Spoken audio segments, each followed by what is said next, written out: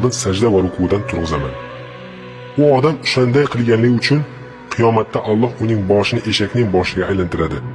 Agar u odam yana g'olib bo'lsa, unda unga namozda barmoqlarini qitirlatishini buyuraman. Natijada u menga tasbih aytganlardan bo'ladi.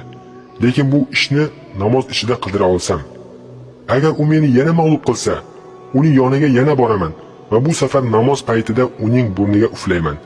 Men uflashimdan u esnaydi. Agar u esnashida og'zini qo'li bilan yopmasa, uning ishiga kichkina shayton kiradida dunyoga bo'lgan hirsini va dunyoviy maqsadlarini ko'paytadi. Ana bundan keyin o'sha kimsa bizga itoat qiladi. Aytganlarimizni eshitib bajo keltiradi. Sen ummatingni qanaqa qilib baxtli deysan? Men ularga ne to'zoqlar quraman. Miskinlarning, chorasizlarning va bechoralarning yonlariga boraman va namozlarni tark etishni buyuraman.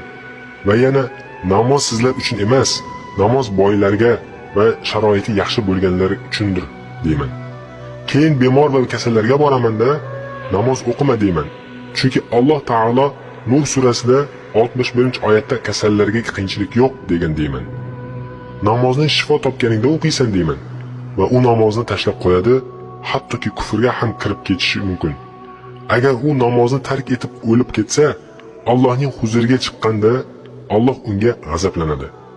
Ey Muhammad, agar mana shu so'zlarimga yolg'on aralashtirgan bo'lsam, meni chayon chaqsin. Hamda agar yolg'on aytgan bo'lsam, Alloh meni qul qilib yuborsin. Yo Muhammad, sen ummating uchun nega xursandsan? Holbuki men ularning 6ta birini dindan chiqardim. Payg'ambarimiz sollallohu alayhi vasallam esa iblisga qisqa savollar bera boshladi. Ey Layn, sen kim bilan birgalikda o'tirasan? Foiz yeguvchi bilan. Do'sting kim? Zinokor. Kim bilan yotasan? Mast bilan. Mehmoning kim? O'g'ri. Elching kim? Sehrgarlar. Ko'zingning nuri nima? Xotinni taloq qilish. Sevgiling kim? Juma namozini o'qimay qo'yganlar.